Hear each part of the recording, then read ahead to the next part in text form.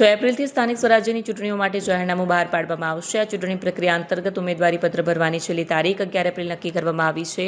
મતદાન 26 એપ્રિલના રોજ યોજાશે અને તમામ સંસ્થાઓમાં એક જ દિવસે મતદાન પ્રક્રિયા પૂર્ણ કરવામાં આવશે. ત્યારબાદ 28 એપ્રિલે મતગણતરી હાથ ધરવામાં આવશે. ચૂંટણી પ્રક્રિયાને સુચારુ રીતે પૂર્ણ કરવા માટે ચૂંટણી તંત્ર દ્વારા જરૂરી તૈયારીઓ શરૂ કરી દેવામાં આવી છે. સાથે રોટેશન કરવામાં આવેલ છે.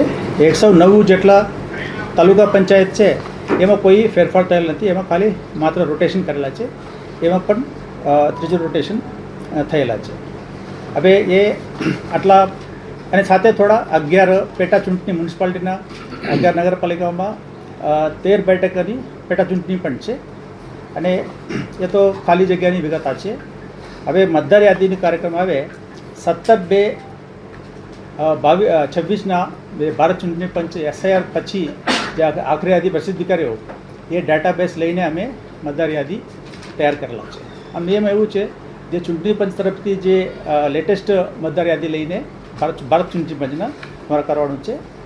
એના કારણે અમે 17/2 પછી આ યાદી લઈને એ પ્રમાણે જે યાદી છે ભારત ચૂંટણી પંચની યાદીમાંથી ગુજરાત રાજ્યના 4,40,00,000 જેટલા મતદારો કુલ અમારા પાસે આવેલા છે અને એ 4,40,00,000 પૈકી અમે 4,18,87,000 જેટલા અમે 23મી તારીખે ગયા 23મી તારીખે ડ્રાફ્ટમાં પ્રસિદ્ધિ કરેલા છે. એટલે આ જે ડિફરન્સ છે જુનાગઢ, ગાંધીનગર અને અમુક મ્યુનિસિપાલિટી જે ગયા વખતે અમે ઇલેક્શન કરેલા હતા એ બધા વાત કરતા એટલે 4,40,00,000ની સામે અમે 4 કરોડ લગભગ 19 લાખ એવો કહેવાય એટલાને અમે ડ્રાફ્ટ પ્રસિદ્ધિ કરેલા છે. એનું અમે આજે આપ જાણો છો